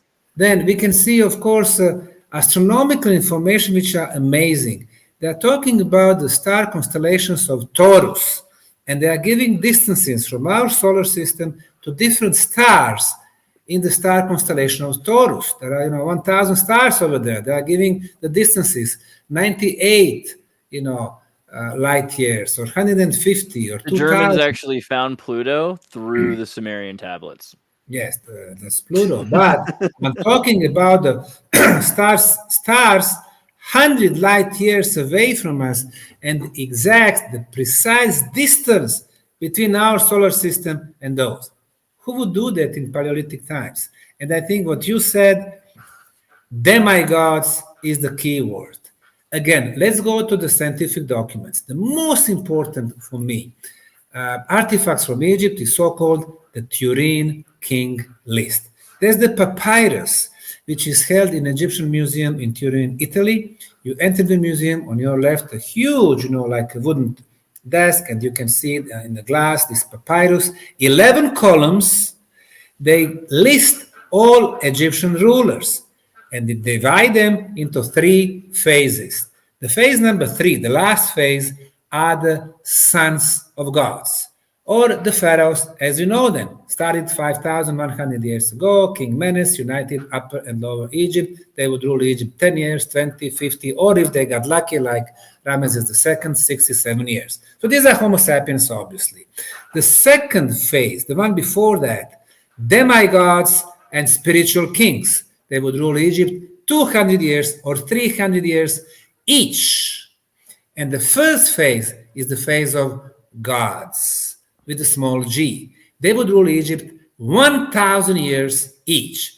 And it is written in the papyrus that the gods descended from the kingdom of heaven to kingdom of earth. And they would rule Egypt. And when did it happen? It happened 42,700 years ago. So they would rule Egypt for thousands of years. So is it possible that between 30 and 40,000 years back, the Egyptian pyramids were built? This is what I think. By, as they said, by the gods who had technology. If they lived 1,000 years, can you imagine what kind of technology they had? What kind of knowledge? What's the explanation for the massive, the increase in erosion within the last 200 years through the pyramids if they've supposedly lasted 32,000 years? They took everything off the pyramids. The pyramids used to be covered with... the mountain pyramids. Well, no, hold on. The Giza pyramids were covered with tiles, and they had gold on them, and those were stolen in the last few centuries. People went and took all the coverings. They used to be these white, just like beautiful... the Mexican pyramids as well were also covered in the gold and the and the metal and ceramic and stone. Mica. The stone lasted a lot longer than what they have now, which is breaking apart. You are right. 3 major Egyptian pyramids at the Giza Plateau. They were covered by beautiful, smooth limestone blocks. What we see now is the layer below. It's still limestone, but rather rough. Only one pyramid, Khafre or Khafre, the second largest pyramid, close to the top, it has those beautiful limestone blocks covering. Also, the third one, Mykerinos or Mycerian pyramid, at the base you can see the original covering. That can last for a very long time. However, the red pyramid and the bent pyramid and the black pyramid in Dahshur, when you go there, there is no coverings there, and the stones, due to the erosion, is coming to the dust. Or even some other extreme cases like Hawara pyramids and so on, you can see that they are extremely old. We are talking about tens of thousands of years. In Egypt, I mentioned 155 pyramids, 28 stone pyramids, those that I mentioned. The rest of them were built from the mud bricks during the 12th and 19th dynasty. It was, rather soon. 19th dynasty is 3,300 years, and they are gone for a very long time. Limestone is primitive, inferior material. So the bricks used for the covering of the pyramids in Egypt were the same quality as the bricks used in Bosnia, but the bricks on the inside, underneath the covering, were a separate material altogether that erodes quickly. Yes, I would not call them bricks. I would call them blocks, because they were really multi-ton blocks from limestone, very smooth limestone. In Bosnia, we have a concrete, extremely hard. I mean, it's been there for 30,000 years. It can withstand another 50 or 100,000 years of tectonic movements and erosion and climate and so on. It's actually like a geopolymer, which is also, so it's really hard for things to grow in it or through it. So you can see like there's the short trees. All the different layers seem like geopolymer. It's that the inner ones weren't designed to handle the weathering, and that they're limestone. So there's the chemical reaction, especially with more acidic rain, stuff like that, that it erodes a lot faster. And that once you have the casing stones and the different casing off, that's why they're now degenerating at such fast rates. You are right. In order to make those blocks that you pointed us, a few minutes ago, those rectangular blocks, layer on top of the layer, they used as a construction materials pebbles, rocks, and sand while making tunnels. The tunnels were made in the material called conglomerate, and conglomerate is exactly that: pebbles, rocks, and sand. They came loose. They needed binding material, and you could probably see the brownish material. Okay, here, now, rectangular block. And show me the one with the, okay, you see the first row, the second row, the third row is below, and this is the first layer. Yeah, the second row. Good. They're on top of each other. That's not what the Mother Nature does. Mother Nature does not construct, but intelligent hands. And the binding material is either melted clay, and they got clay everywhere, or the lime-based material. So they used even some additives. So these are sandstone plates on the moon pyramid, the Bosnian pyramid of the moon. They cut those plates, and then we can see three rows of those terraces. To claim that this is natural, I mean, obviously those geologists, they don't know what they're saying. Yeah, I keep seeing people that just need to go there. If they just go there, it's impossible not to see it. Yes. If you read a book, you don't have to look at it, I guess. But the ancients were smart. They always used natural construction material because they knew properties of those materials. What we do today, everything's artificial. We made plastic, we made artificial cement, we made artificial rubber. Well, that's our problem. They used natural construction materials. Have you found any similar type concrete or geopolymer in any other sites around the world that you've mentioned? Because, for example, in Caesarea in Israel, like the dock they had there, or whatever, the port, it was constructed of some sort of geopolymer concrete that's supposedly extremely strong. Have you ever heard of that? Or Caesarea is the site and the first artificially made port, harbor in Eastern Mediterranean. At that time, they had two more, Alexandria and Gaza. Today, they don't have a port in Gaza. They used to have thousands of years back. Caesarea was made by King Herod, and they wanted to please the Roman Empire, and he was using Roman concrete. Ancient Roman concrete is one of the hardest and the best concrete material. They were adding the volcanic dust, and it would last literally forever. Even in the sea condition, the sea would actually make it even harder.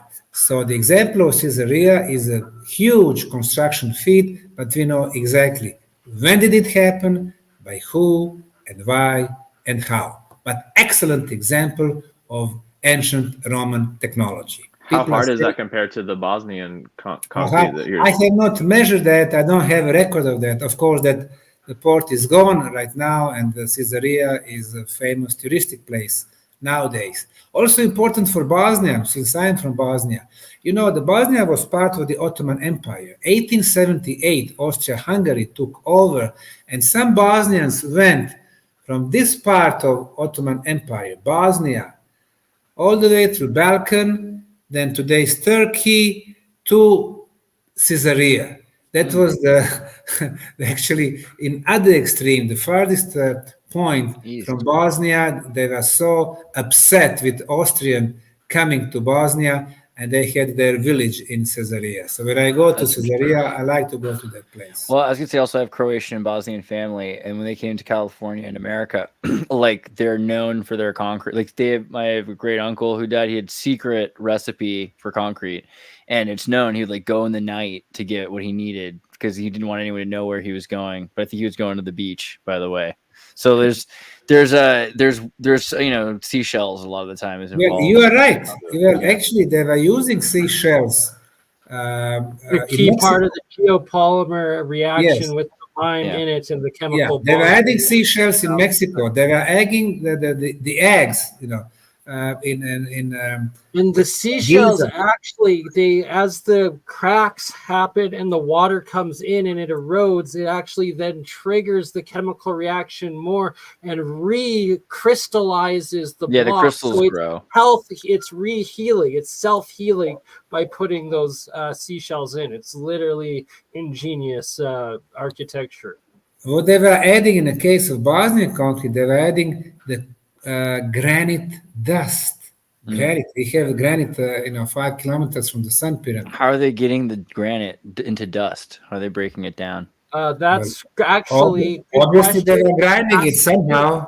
No, it's you have to see Dr. Bob Greenyer of the Martin Fleischmann Memorial Project's work on what he's dubbed the wind hex, and it's through creating these tornado just wind vortexes, it's able to ionically break down the granite and put it into this fine powder that they then use as the cement. Also, you've got naturally occurring carbonate mineral phosphates like tufas, right? Tufas are like in the minerals that calcify.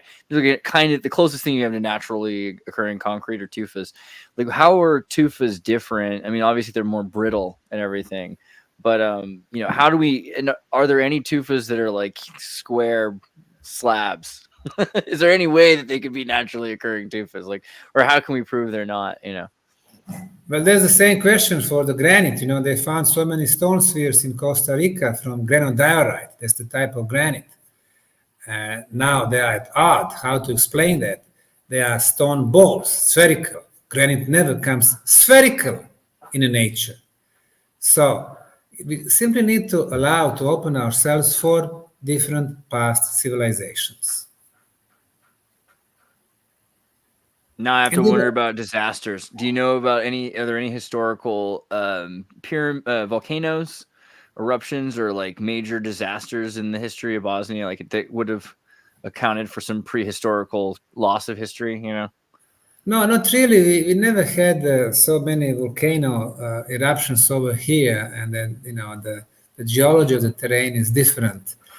But I think the worst thing that happened to our planet was this end of the last ice age, 11,700 years ago, when more than 99% of humanity was wiped off from the face of the planet. Just a very few who got hidden in the underground tunnels or natural caves on the top of the mountain survived.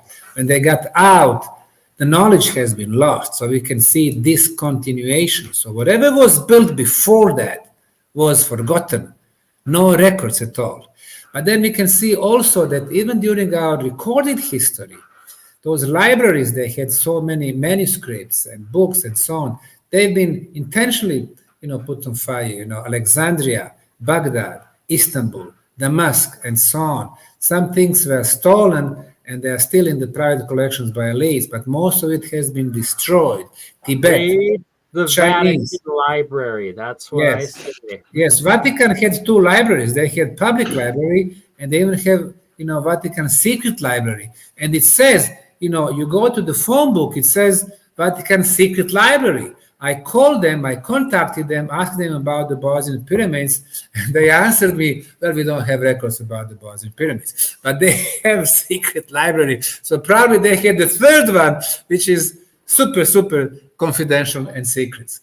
But the things were destroyed when Diego de Landa, the Spanish archbishop, came to Central America. He was destroying all the Maya manuscripts. Only 4 books, 4 codexes survived. But even those 4 are so amazing. I'll just mention one of them. It's called Only Dresden. until up until the 1980s, they literally taught that the Mayan, the Aztec, and the Inca had no language, no written language, no recorded language. And then it comes out that the Jesuits, Catholic Spanish, genocided their complete history. Well, the Jesuits always told me that we had those 4 books, so haha, poo-poo on you. But So we have Dresden Codex, Paris, Madrid Codex, and Grolier, which is in Mexico. Probably 2 more, Prague and New York. But let me tell you one thing from Dresden Codex. So you open these books, and then you can see symbols for the planet Venus, and you can see symbols for the god Chuck. They're always related. And you can see 4 numbers. 4 numbers. The first number is 236. Maya, we know their numbers. I know that they're very simple. 1 dot is number 1, 4 dots number 4, 1 bar, 1 line is number 5, 3 bars, number 15. 4 dots, 3 bars, 4 plus 15, 19. The first row is 19, the second row 20 to 400, and so on. So they have 4 numbers: 236, 80, 250, and 8. What is 236? The Maya call them the night star. Why? Because in the night sky, you can see the planet Venus. It's very light. And then 80 is the number of days when the Venus is hidden behind the sun. And then 250, now we can see Venus again. They call it morning star. They are obsessed with the morning star, aren't they? Number 4 is 8. Again, Venus is hidden behind the sun. When you add those 4 numbers, 236 and 80 and 250 and 8, you get the number 592, I guess. 592. 5 years, 5 cycluses of Venus is 2,920. And exactly match 8 hour years. 8 times 365, 2,920. You go to Uxmal, which is in Yucatan, eastern Mexico, a beautiful palace. All the pyramids are at the north-south axis except for one. The Spanish, they didn't know better. They name it the Palace of the Governor. It's so monumental. It's 19 degrees off to the north-south. Why 19 degrees? Because at the night sky, the Venus is at 19 degrees in most southern position. And then there is a temple 20 kilometers away, also at 19 degrees. You connect them, you got the line, through which the planet Venus is moving. And on this Palace of Governor, northeastern and northwestern wall, you can see the numbers 5 to 8, 5 to 8, 5 to 8, 5 Venuses, cycles, and 8 hour years. So smart. And you are right about explanation about the Mayan. If you go to Encyclopedia Britannica in 1980, it will state that the Maya were not civilization, they were Neolithic society. No wheels, primitive stone tools, warlike, fighting all the times, sacrificing the enemies. That's how they describe them, as very primitive. Wrong, wrong, wrong, wrong. Very advanced astronomically, mathematically, artistic. 21 calendars. Long count, 5,125 days. 5 long count calendars. Exactly the time needed for our solar system to make full circle within our galaxy Milky Way. How did they know that? We needed 100 years with our telescopes and computers. How similar is the mythology in Bosnia compared to other places around the world that you visited? We don't really have oral traditions about the Bosnian pyramids. We have people talking, there is something mysterious.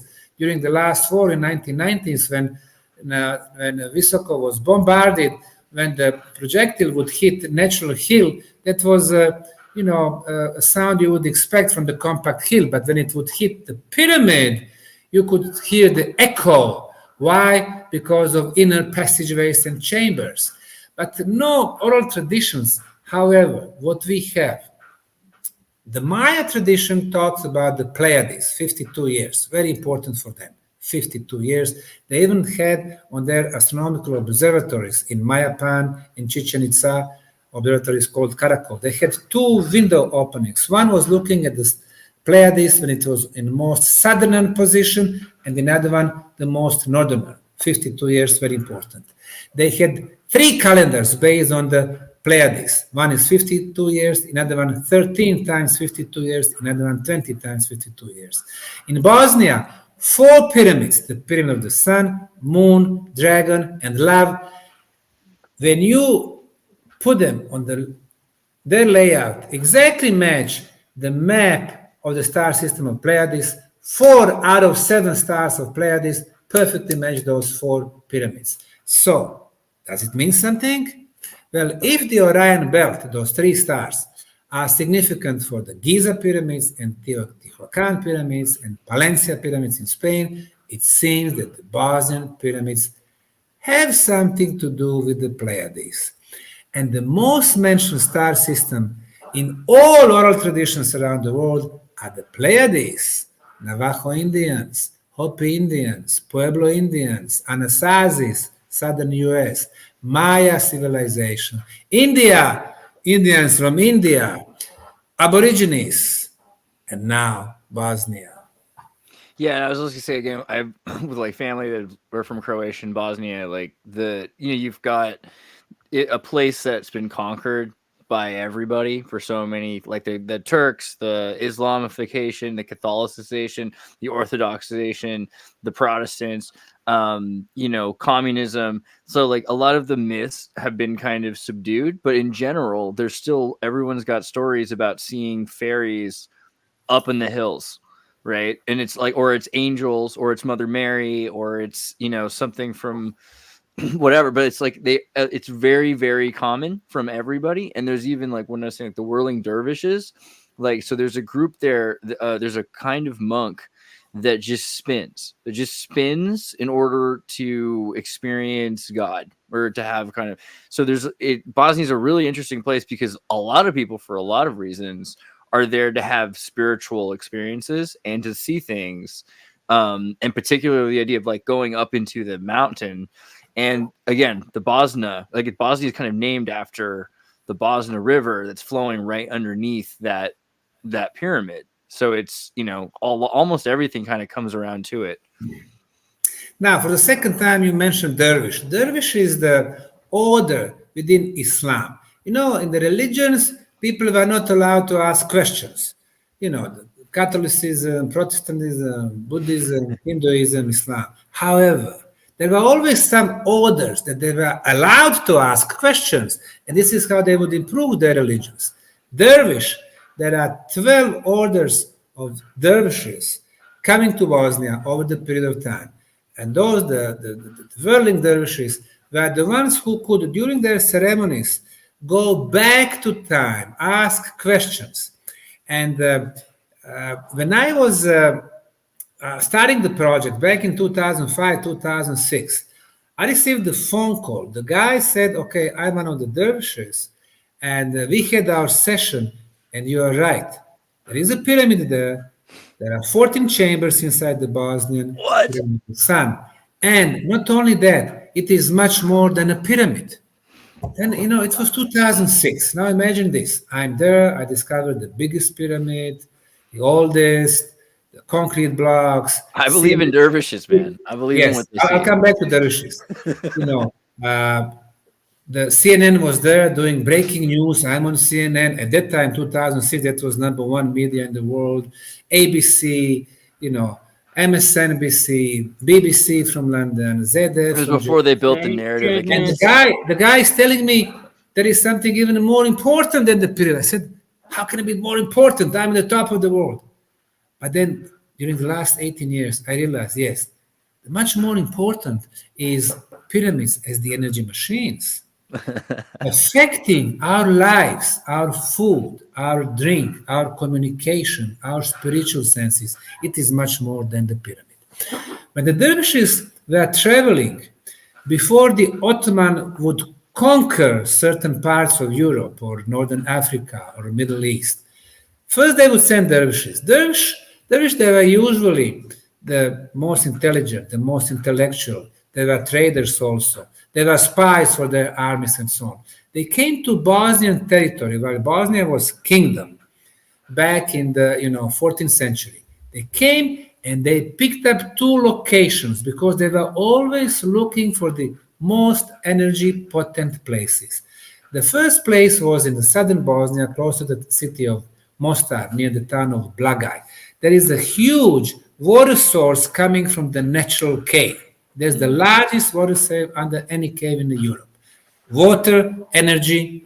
And the second place was exactly the middle of the triangle between the sun, moon, and dragon pyramid in central Bosnia. The middle, because this is the most potent energy place. Maybe they did not know about the pyramids, but they knew about the energies. And the water, right? Yeah. Yes. And there is underground water there. So that's why the dervishes are important even for our project.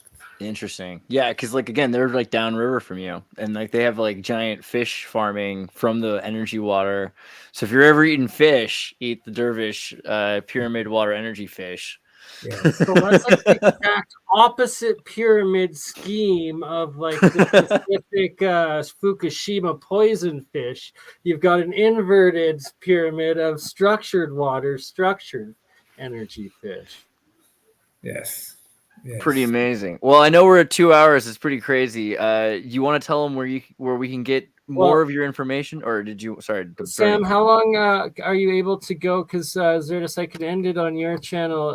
If let you go. Sorry, I 2 assumed hours, you wanted to go 2 hours, but yes, but I have some meetings here. It's already, what is it? 10, you gotta get going, so we'll have to reschedule another one because I think definitely we should do it again. Yeah, we've had excellent conversation, and I'm glad that I talked to knowledgeable people. Usually, the journalists or people who talk to you, they have 10 questions. They ask you questions, and that's it. But obviously, you know the topic, and I'm glad that I had the chance to talk to you. Let's schedule another one. Fantastic. I don't know, a couple of months from now or something, and we can discuss all other places, all other interesting topics from history that they affect our present and our future. I want to get everybody involved who's interested in this. Like, if you guys want to join up on the Tartary Nova Discord talking about the history of Bosnia and what might have been going on, because the fact that these things have been here for so long means there's so many interesting stories that come out of Bosnia, come out of Visoko, and the idea of apparitions, but fairies, mythology, and that history going back. This idea that there's something going on, like all these civilizations, right? People building these super cities, and the first books coming out of Europe a lot of the time are coming out of these cities in Bosnia. So it's so important. Yeah, what's been shown right now is our friend Arthur Faram, who is watching the pictoglyphs from above. And then he has very interesting methods showing that there is a connection between major archaeological sites on different continents. And then he's done extensive research on Bosnian pyramids and, the triangles, the elements of sacred geometry.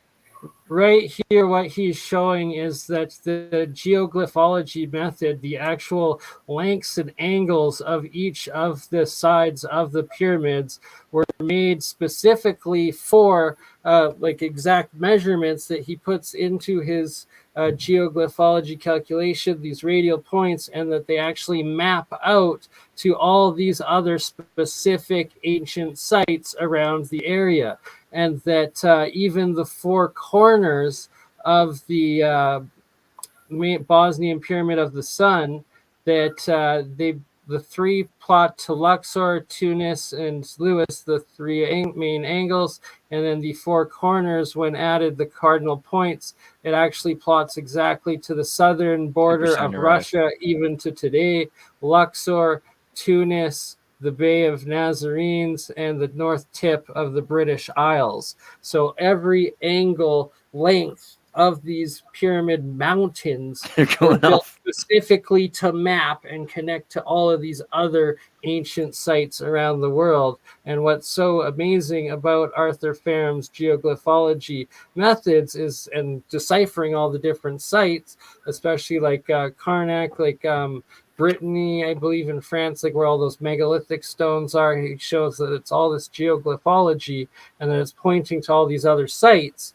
And that he shows that the pyramid of the moon, he believes, is 900, 500 BC, so 11,500, just like they claim it was the time that they buried in Turkey there, forget the name. Göbekli Tepe, right? And it's like the Younger Dryas catastrophe event, essentially, like it was just after it, or the time of Atlantis. But the point is, if you look at this pyramid, you'll never see it unless you look at it straight on. If you look at these pictures, you're never going to believe it from above until you just go there. Because if you see it, it's just going to, I mean, you can see this math, and then it's still, I think this is a problem for people that don't understand. They're like, oh, I'm looking at a book. As soon as you're there and you see the thing, it's impossible not to recognize that it is a synthetic pyramid. That it's not a mountain, that it's not just some sort of like weird accident. That this you stuff became one of the 250,000 or 400,000 that made it. I want to be part of the 144,000. Let's say that. No, that's already happened. What I'm saying is, this next year, all 5 of us are going to be there and be part of the 500,000, and then the year after, we're going to be part of the 1 million. Because, like you're saying, you have to be there, experiencing it and seeing it is what really verifies it and being part of it. It just blows away any book. It'll blow away any book, and then you'll be like, "Oh, that is really amazing how it does." Now that I know it actually is a pyramid. Now look how crazy it is that it goes off and it connects to all these things. But I think that until you just like know that it's real, because so many people are working so hard to hex the pyramid to make it seem like from the internet and from that it's possible at all, that it's not real, that you just need to debunk it. You just need to see it, and then you'll know, okay, because there's no possibility that this isn't real when you see it. I think honestly, I think the tunnels are enough evidence for anyone who's a disbeliever. I mean, if you see these tunnels and you don't believe it after that, no, dude, those are natural tunnels. Just go to sleep. It's shocking. Geoglyphology. You can't debunk geoglyphology. That's the whole point of 99% of the conversations I've had about this thing are just like, is it a natural anomaly? Because people don't understand. Like, they literally are still stuck there. So I'm just saying, they got to see it, and then they'll be done. Then you'll accept it. All right, where can we get your website? Is it Bosnian Pyramid of the Sun? BosnianPyramids.ba, BosnianPyramids.ba, YouTube Bosnian Pyramids TV, and of course under my name, Sam Osmanagić, Instagram, Facebook Bosnian Pyramids also. And I've already put both of those links in the description of the videos. So if you want to follow Sam, check out the work, or book a trip like I know we're all going to be doing, and you're saying music festivals you happen there. So that's we're definitely going to have to be a part of as well. Summer Solstice 2024, June 16, June 23rd. You're all welcome. Dude, and the pizza, so good. Great pizza there. The pyramid pizza they make, it's a triangle. Guys, I thank you very much. I really enjoyed, and we will be talking more in the future. Thank you very much. I'll see you in April. Yes, okay. See you in April in LA. Have a good night, everyone. Okay. Bye-bye. Thank you all. We will catch you on the next one. And...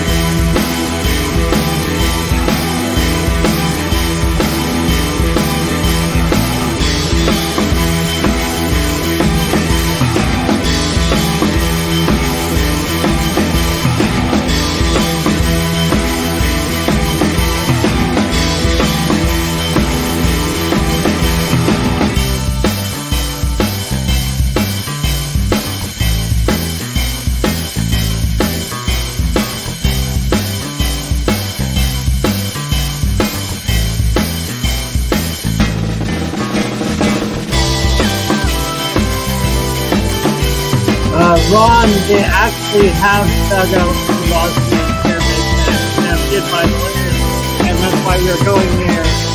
Ongoing archaeological excavation project going in the last 17 years.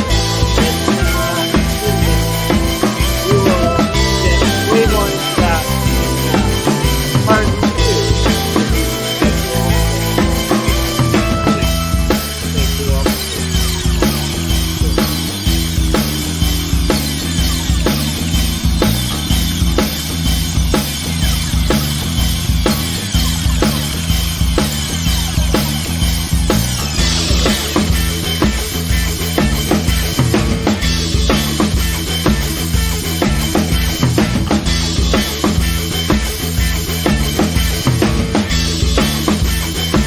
Okay.